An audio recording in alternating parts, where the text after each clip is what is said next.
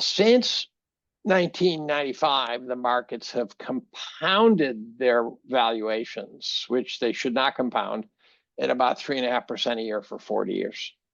Now, that leaves you with a Case-Shiller PE instead of 12.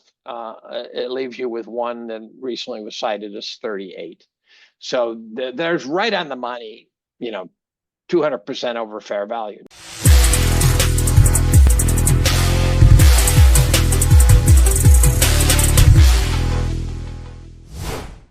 Welcome back to Metals and Miners. I'm its founder and its host, Gary Bohm.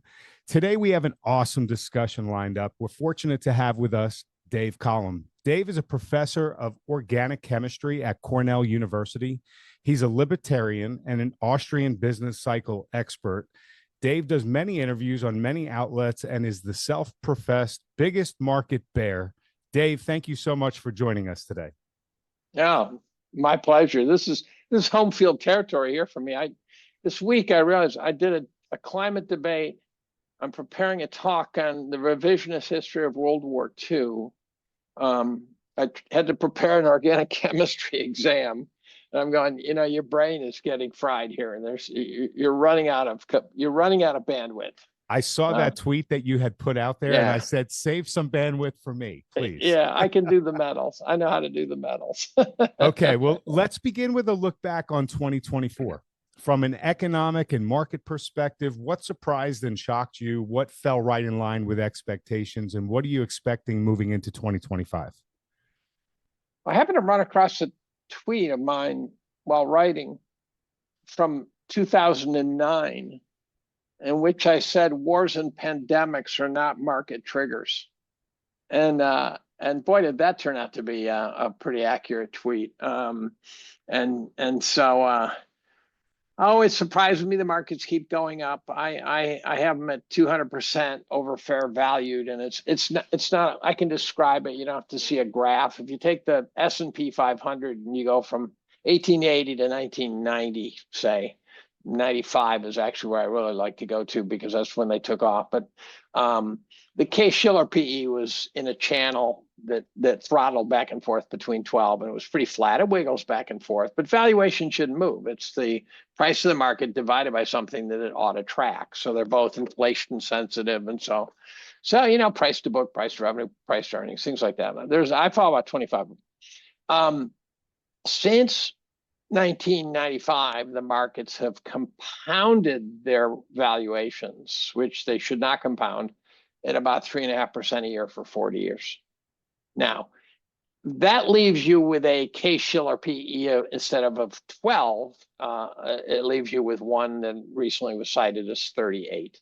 So there's right on the money, 200% over fair value. Now, you say, how do you get out of that? Well, inflation won't do it because the PE, the valuation won't change because both numerator and denominator are sensitive to inflation. So you can't inflate it away.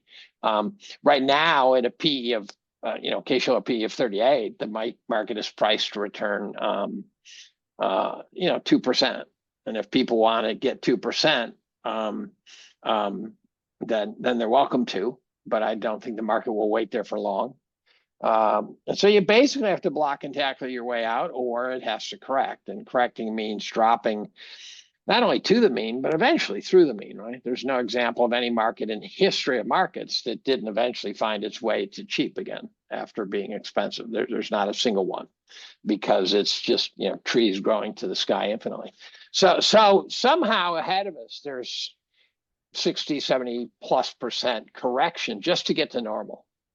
And what that means is that if the GDP grows under normal conditions, and it turns out the math shows that 40 years from now, if we're at a historical normal valuation, we will not have moved a penny. That's why I'm the biggest bear and sweater. So is that what you're expecting for 2025 to happen? No. That's too high frequency for me, and every prediction I've ever made that was on that time scale has been wrong. So I could imagine it starting It's one time Richard Russell was asked, why can't this just keep going on forever? Which, as I just said, it never has. So let's start there. It's a great metaphor. He said, go into your kid's room and start stacking blocks and just keep stacking them.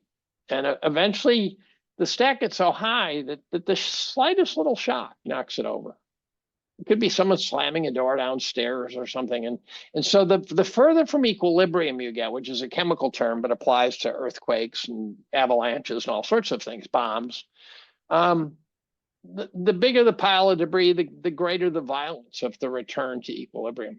And so I don't think crashes correct things, because that if we corrected, let's say we correct over the next 3 months, 50%, the dip buyers will show up fast, very, very fast.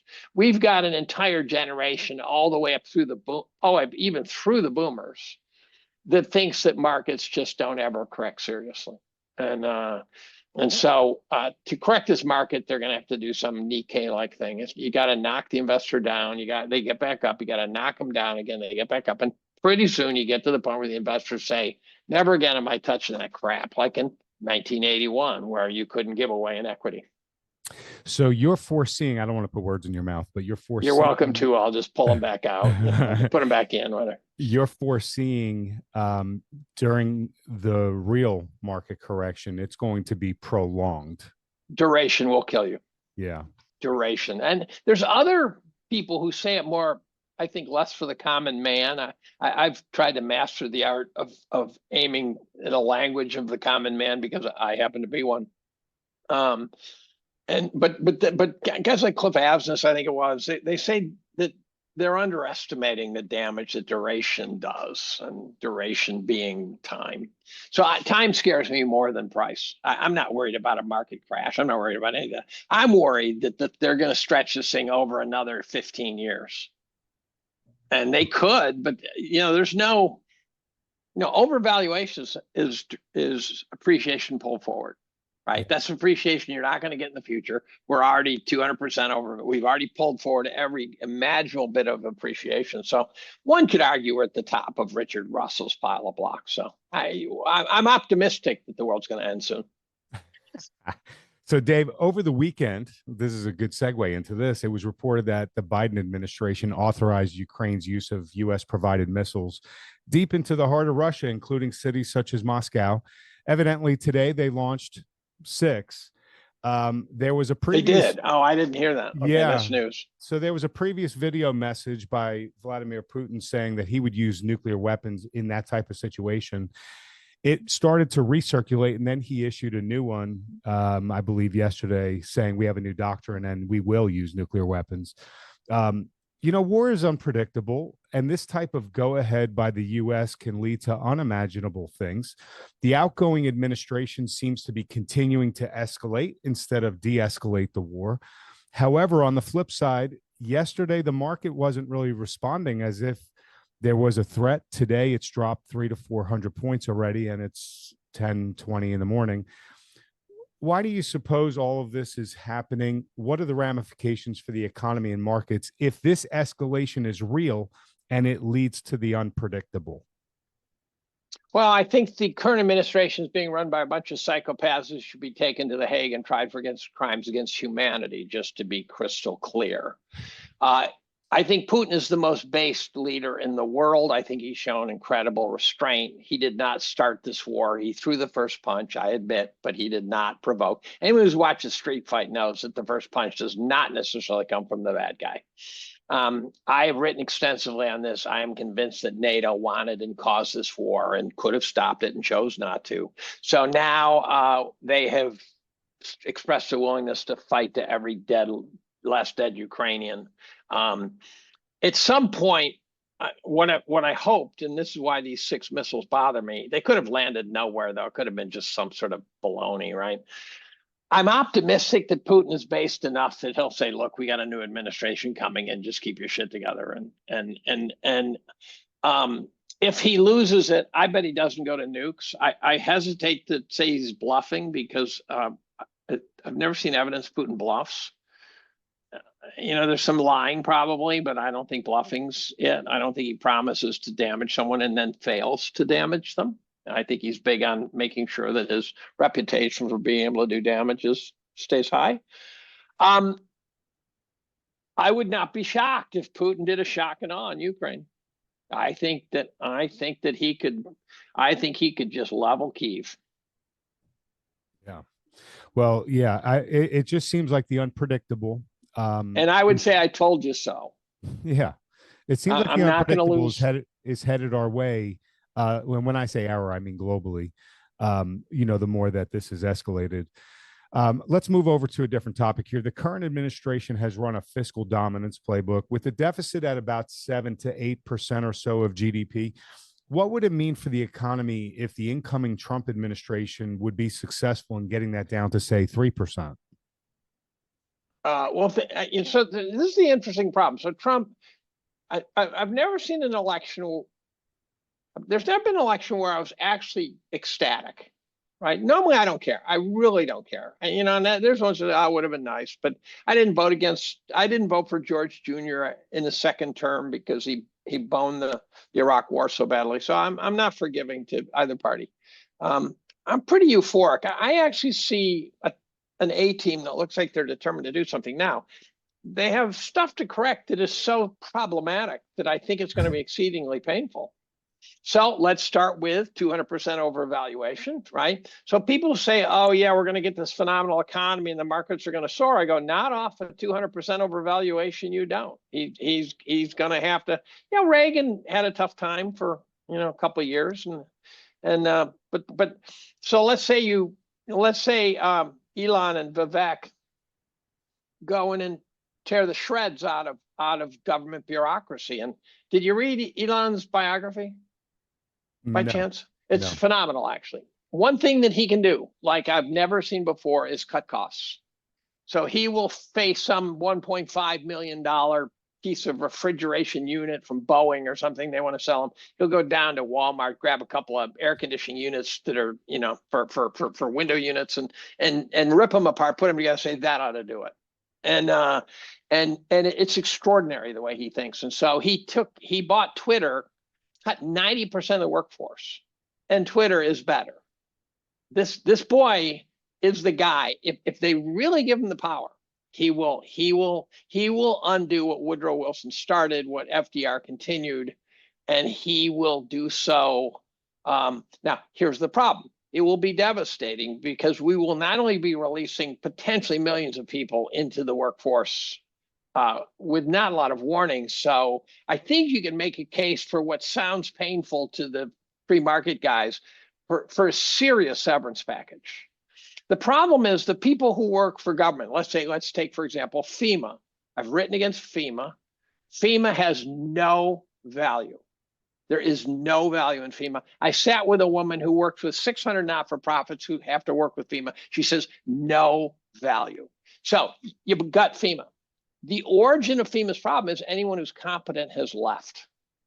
So it's all just garbage. It's huge. This is real garbage. This is not redneck garbage who we were accused of. These are people who can't hold a job normally. So you release them into the wild, what happens? So you need a severance package to buy them time to learn how to bag groceries or something. I don't know what. Millions upon millions upon millions of people. If they can somehow pull that off, that will be a fundamental change in America. It'll be speed, though, right? Speed of the. It'll be fast. Fast is going to cause so much pain. Right. That's what I was going to get to. Yeah. Yeah, the pain is going to be amazing. So, but cost reduction is good. Cost reduction is healthy. Pruning is healthy. So, and certainly, we've got an overgrown forest here, so it would be healthy. But a lot of brush. Yeah, a lot of brush. Dave, the Fed's Austin Goolsbee recently said this: the Fed has to figure out why the 10-year yield is rising and keep an eye on long rates. This, despite the Fed lowering the federal funds rate 75 basis points in the last few months. There's more than 400 PhDs at the Fed, and they don't know why the 10-year is rising. If they don't know, then why should we trust them for policy moving forward? What's really happening here? Well, you answered your own question. They have 400 PhDs, which is why there's a collective cluelessness there. I got in a debate the other day, and I said that I put economists right below toaster ovens. So I don't it's an echo chamber. You don't stay there. I think it's a good place to get your training wheels if you want to go somewhere else and do something important. Guys like Lacey Hunt were damaged by it, But the Goolsby's clueless if he really believes that. But I bet they know. I bet they know they've totally screwed the pooch. And this is what I believe Fleckenstein calls sort of the bond market taking over, the bond vigilantes taking over. They thought the bond vigilantes would never take over. Where do they think the term bond vigilante came from? Right? It's a bunch of sellers who basically say, look, we're not doing anything. Who's not buying our bonds now? China's not buying our bonds. Russia's not buying our bonds. There's a whole BRICS group that everyone's blowing off as a farce. I think the BRICS is a fundamental change in geopolitics. They're not going to be buying our bonds. The Arab states are not necessarily going to be buying our bonds. We're not going to buy our bonds. Who's going to buy our bonds? And you go, oh, well, then we'll just monetize. I go, well, then we'll have inflation. The Cayman Islands are buying our bonds. Yeah, I know. I heard either you or someone else said that. I'm going, that's correct. The Cayman Islands are buying our bonds. Yes. So you can say, well, this will monetize it again. But now we've got inflation between our teeth, right? And so if you were going to build a house 2 years from now and you were trying to estimate the cost, what would you add to it as an inflation correction? Right? You'd be adding it. That's when inflation expectations have gotten in the DNA, where you start saying, look, we're going to sign a union contract. We want 5% or 6% per year for the next 5 years for this union contract. You just put 5% or 6% inflation in the workforce. And then what the Fed will do is say, oh, now we have to step on the economy, and then we'll have stagflation. That'll help, right? But we have a GDP growing at best. I actually think we're in recession. I think we're in recession because I think the inflation numbers are so bad. I think we've been in recession actually for a long time. You go, well, how can that be? But you don't go for a long time. The British Empire shrunk for decades, right? They were in recession for decades, and so I think we could be shrinking. And then the question is, how does the GDP shrink, or should we say, let's say it's growing at 2% when the debt's growing at 7%? How do you get out of that? I don't know how. So this is everything you've just talked about over the last 15 minutes. I want to ask you. Am I bearish enough by that? Am I bearish enough for you? Yeah. I want to ask you a question on the consumer. So Dave, aggregate domestic household debt reached a record just shy of 18 trillion as of September 30th. The Federal Reserve Bank of New York just recently put it out. This is up 4.5% over the past year. Credit card balances, they reached almost 1.2 trillion per the Fed, up over 8% from just September 2023, and 26% increase in just the last 2 years. Okay. So outside of the great financial crisis, that's the highest since 2003. Does all of this consumer debt matter? Can they keep on spending without issue, or do you see a reckoning coming? Let's start with the credit cards. They're paying probably 24% on average interest on this. So the consumer's toast. That 1.7 trillion is a drag of a higher order, right? Here's the challenge I will put to you. Go out, and when you're at a convenience store or something, or at the checkout, or you're talking to some stranger, just say, well, good news, at least there's no inflation. And see how many people you have to say that to before you don't get a sneer or a laugh or an eyeball roll or something. You will not. I don't think I've ever had a person say, yeah, I appreciate that. I've never once had the response. It was anything but, oh my God, And so the consumers, think of Joe Sixpack. I am not Joe Sixpack. Joe Sixpack's earning $60,000 a year. And his groceries just almost doubled. I don't care what the Fed says. I don't care what the inflation, the Boston commissions based in CPI numbers say. Go to Chapwood, go to Shadow Stats. Chapwood has inflation running at 10%.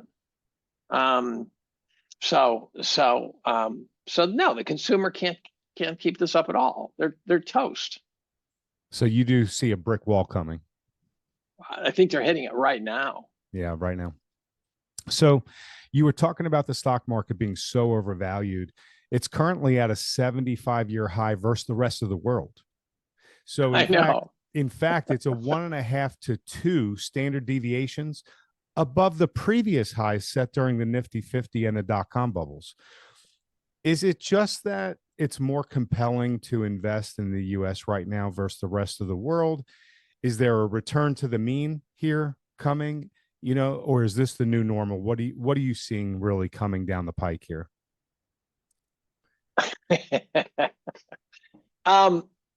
The rest of the world's cheaper. Here's what I want to warn people about. So you'll see plots showing the max, this max when we talk about where our price versus the rest of the world. And the temptation to say, therefore, buy the rest of the world. Be careful when your benchmark that you are tying your thinking to is in a bubble.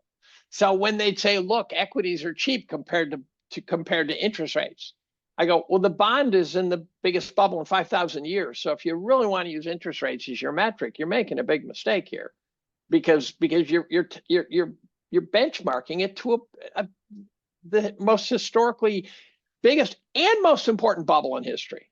And so, given that, no, it can't go on. Here, you know what the triple QP is? You're not going to believe this. So this was done by Horizon Kinetics. It gets reported as like 25 or something. You go, okay, you're paid to return 4%, right? When you buy the triple Q, you're buying a 4% return. Turns out it's actually about 100. You go into the prospectus, which Horizon Kinetics did. I didn't do it. Maybe they're lying to me. But if you actually look at how they calculate it in the prospectus, they say that if the P is over 40, they round it down to 40. If the PE doesn't exist, they give it 40. So the limit is 40. And so then John Crudell did it for the Russell 2000, came to the same answer. It's not in the 20s. It's 100. Same answer. This is about 2 or 3 years ago. It's changed some. So here's the deal. Let's say you have a stock that you love. It's got a P of 100. You're being paid 1% to own it. You go, oh, but inflation. I go, that's not making you any money. You got to grow it's got to be real growth to make money. You're just fighting inflation. So don't give me an inflation argument for why it's going to go up. So then you say, okay, it's price for return 1%, but it's a growth stock. Okay, so let's say it doubles its earnings. You're now priced to get 2%. You go, well, double in earnings again. You're priced to get 4%. Double its earnings again. You're priced to get 8%. This is exactly the math I did in the late 90s when I thought about buying eBay and said, wait a minute, this can't work. This can't work. So the bottom line is that once you were in the stratosphere of valuation, there's no safe route down. This is not Sandra Bullock and Gravity. This is not the phrase I love is you will have enough gas to get to the crash site. Wow. All right. So let's stay on the markets for a moment here. I want to turn to Warren Buffett. All right. So Dave, I know that you've seen that his cash build has jumped from 47 billion in 2011 to something like 325 billion. Yeah, something like 3% of the treasury market. It's incredible. Holy moly. It's mind-boggling how big it is. So, people are offering all different types of theories, and I've heard some good ones, but, what do you think? What should we be taking away from this massive cash build that he's put together? Is it just because he's 94, 95, and he's going to be doing a transition and he wants to give a clean slate to the next guy? That could be contributing. You got to realize that Buffett's not stupid. So I think when Buffett's selling, you should ask why. Buffett lamented his response to the dot-com bubble in that he said that he recognized that he had stuff that he really shouldn't have owned. He really lamented. So one of the things he lamented, one of his favorite, Buffett walks around like a mobster in a bathrobe pretending to be innocent, right? The guy's a serious stock jobber, but he's good at it. He had owned Coca-Cola at something like PE of 45, which means it was priced to return about 2%, 2 point something percent. And he doesn't want 2 point something percent. You say, well, but it's Coca-Cola. And they go, okay, so how is Coke going to double its earnings? It's not going to grow its way out. The demand for coke-based products is not going to double in 50 years, probably, right? And you say, well, he can do acquisition. I go, but they cost money, right? So Coke is a royalty trust that was returning 2.1%. And he realized after the fact, I should have goddamn sold it. So he's been dumping Bank of America and various things like that. Buffett knows that if it's priced with a overvalued price, that his return will suck. And so he could be liquidating for that reason. I do like the idea of him sort of getting ready to pass the baton. I think this possibly made him think about not making that mistake again. Yeah. And so. All right. So, we've talked a little bit about how the world is fracturing and bifurcating, and it seems to be happening at a quicker pace since the 2022 invasion, right? Does Trump's America first... I think since the 2020 election, but let's... Okay. You mean the 2022 invasion? What invasion of the red states, of the blue states? Right. The guy. I mean, either way, just in the last couple of years, it's 4 years. It seems to be It seems to be quickening. Does Trump's America First agenda accelerate global fractures that already exist, or does it heal them? And if it accelerates them, what do you see the ripple effects and the impacts of these breakages? I don't think it accelerates them. No. I think the world. I think the Biden administration scared the world.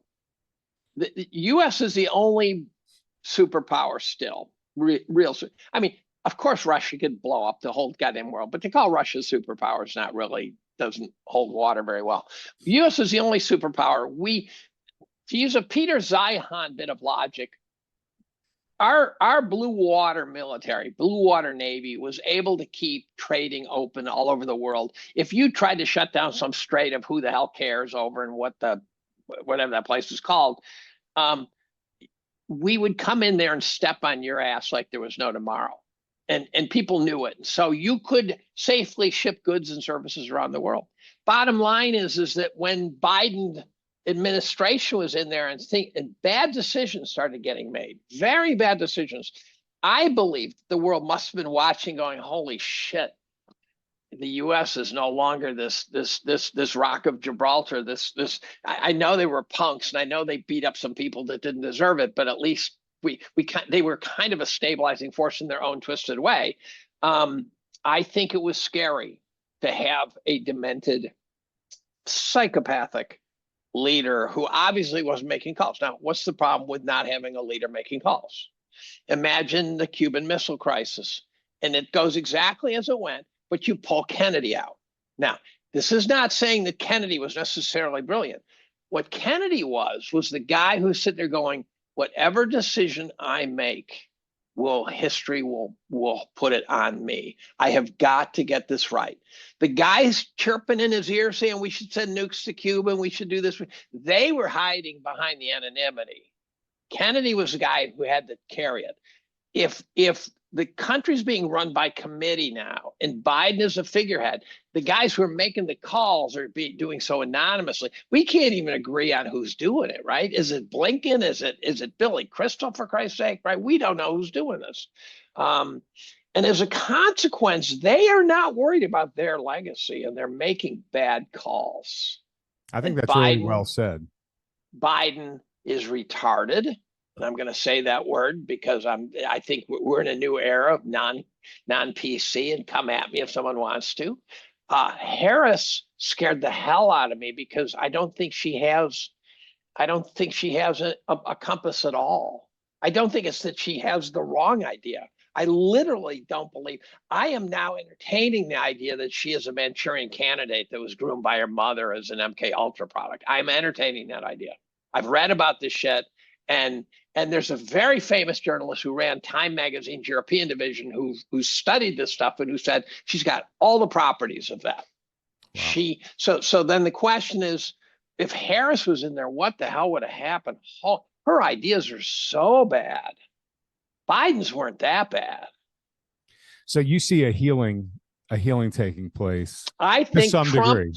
Trump is kind of Reagan without the polish, right? And I think, for example, his appointments now that people are cherry picking and focusing on each individual one. Say, why would you put Hegseth in there? Why would you put Rubio in there? I love his A team. I love his A team. I love the fact they went to the UFC fight. I mean, it's so amazing to watch these guys do it.